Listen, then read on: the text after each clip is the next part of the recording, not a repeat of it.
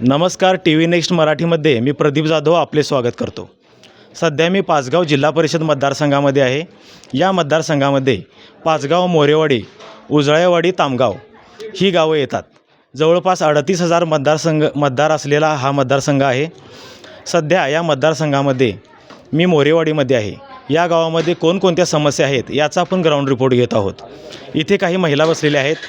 यांच्या काही समस्या व काही प्रश्न व त्यांच्या प्रतिक्रिया आपण जाणून घेणार आहोत. बाग इथं व्हावं, म्हाताऱ्या माणसाने बसायला उठायला, आणि काय अडचणी आल्या तर सोडवावं, दुसरं काय नाही. आणि युवराज पाटील आमचं सोडीतील असं वाटतंय आम्हाला. अजून कोणकोणती विकास कामं या गावामध्ये होणे तुम्हाला अपेक्षित आहे?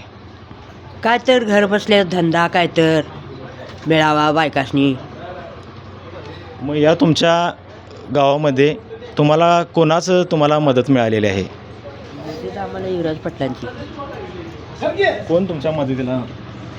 आम्हाला विराज पाटील, त्यांची मदत आहे. आम्हाला सहकार्य आम्हाला त्यांचं आहे. कशा पद्धतीनं विराज पाटील यांनी तुम्हाला सहकार्य केलेलं आहे? आम्हाला केलं आहे, आम्हाला गॅरंटी आहे. आम्हाला म्हणून आम्ही त्यांचं नाव गाजवतो आहे. कोणकोणती कामं विराज पाटील यांनी आपल्या गावामध्ये केलेली आहेत? काय काय पाणी पुरवठा हे काय काय केले की पाणी नसेल तेव्हा टँकर वाटणे ते कामं केल्यात. इथे मोरेवाडीमध्ये काही ग्रामस्थ आहेत. आपण यांच्या प्रतिक्रिया घेऊया. गावामध्ये कोणकोणती विकास कामं झालेली आहेत आणि कोणाच्या माध्यमातून झालेली आहेत? आमचे आहे तिथं विराज पाटील, ते आमचे सहकारी आहेत. जे चांगल्या गोष्टी करतात, पाणी पुरवठा किंवा रस्तं, इथं काय प्रॉब्लेम आला तरी ते सगळं सोडून धावून येतात. सगळ्या कामाला आमच्या एवढं सहकार्य आहे त्यांचं की आम्हाने म्हणजे डोळं झाकून ते आमच्यासाठी एक चांगला माणूस व्यक्ती आहे. आणि शक्यतो त्यालाच आमचं 100% निवडणुकीला तेच निवडून यावं आमची इच्छा आहे. कारण गावातली बरेच कामं तिने केल्यात, किंवा पाचगावमधलं पाण्याचं प्रश्न, किंवा इथं मोरेवाडीतसुद्धा पाणी भरपूर त्यांनी नियोजन केले. त्यामुळे आता इथं कॉलनीतनी वगैरे पाणी कधी असं प्रॉब्लेमच आला नाही. म्हणजे रोजचं नेहमीप्रमाणे पाणी येणे, रस्त्याकडे लक्ष देणे, किंवा इथं आता काय प्रॉब्लेम आला बाबा असं झाले सगळं सोडून येणे, किंवा आरोग्यासाठी म्हणजे काय तर बाबा विरोधा असं घरात गाडण्या आणि दवाखान्यात न्यायचं आहे त्यावेळी ते सगळं सोडून आपली स्वतःची गाडी वगैरे देतात. त्यामुळे ते त्यांचं सहकार्य आम्हाला एकदम मस्त आहे आणि चांगले माणूस आहेत. मॅडम, आपल्या काय प्रतिक्रिया आहेत? रस्ते, पाणी पुरवठा सगळे छान नियोजन देतात.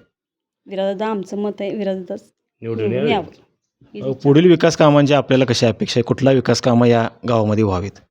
पुढील चालू होताच त्यांच्या जे नेतृत्वाखाली पाणी किंवा रस्ते ते करतातच. ते म्हणजे त्यांचं लक्षच राहते कायम, कुठं काय कमी पडलं किंवा कुठल्या भागात काय करायचं हे ते लगेच ते त्यांच्या नियोजनमध्येच असतात पुढं. किंवा विचारतात बाबा दीपक काय तर प्रॉब्लेम आहे का, किंवा तुम्हाला काय कुठल्या गोष्टीचं टेन्शन आहे का, काही नाही.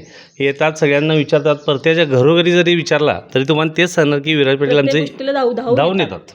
हे महत्त्वाचं. अडचणीच्या वेळी, मुलांच्या वेळी सहकार्य मुलांना आणि आमचं जरी लक्ष नसलं तर ते आमच्या मुलांच्याकडे जाताना हाक मारून जाणार की काय करायचं रे, जा काहीतरी अभ्यास कर, काहीतरी कर, पुढं कर. असं नियोजन त्यांचं मस्त नियोजन आहे. त्यामुळे आम्हाला त्यांचा सहकार्य आणि चांगले व्यक्ती म्हणून त्यांना आम्ही सहकार्य करणार आहे. मोरेवाडी गावामध्ये या मावशींना विचारूया की या गावामध्ये कोणकोणती विकास कामं केलेली आहेत आणि कोणाच्या माध्यमातून झालेली आहेत? विराज पाटलांच्या माध्यमातून झालेले आहेत. कोणकोणती कामं त्यांच्या माध्यमातून झालेली आहेत? रस्ते झालेले आहेत, रस्ते, गटर, आणि त्यांचं कार्य चांगलं आहे. मग पुढे त्यांच्याकडून कोणकोणत्या अपेक्षा आपल्याला आहेत? इथून पुढे आमच्या भागाचा विकास व्हावा अशी आमची अपेक्षा आहे. तेच नसतानासुद्धा भरपूर कामं केलेली आहेत, आणि निवडून आल्यानंतरसुद्धा भरपूर कामं करतील अशी आम्हाला अपेक्षा आहेत. आणि आम्हाला माझ्या मुलग्यासारखं आहे, आणि आम्ही हक्कानं त्यांना कुठलंही काम आम्ही सांगण्यासारखं आमचा उमेदवार आहे, आणि आमचा उमेदवार निवडून यावा अशी आमची अपेक्षा आहे, आणि आमच्या भागाचा विकास व्हावा. विराजदादांचा तुम्हाला कशा पद्धतीनं अनुभव आलेला आहे? कशाप्रकारे म्हणजे कुठलीही आम्हाला अडचण आली, बरं नसलं, आम्ही कुठं तर जायचं निघालेलं असलो मी एकटी, तर मला थांबवून विचारतात मी दवाखान्यात नेऊ काय म्हणून.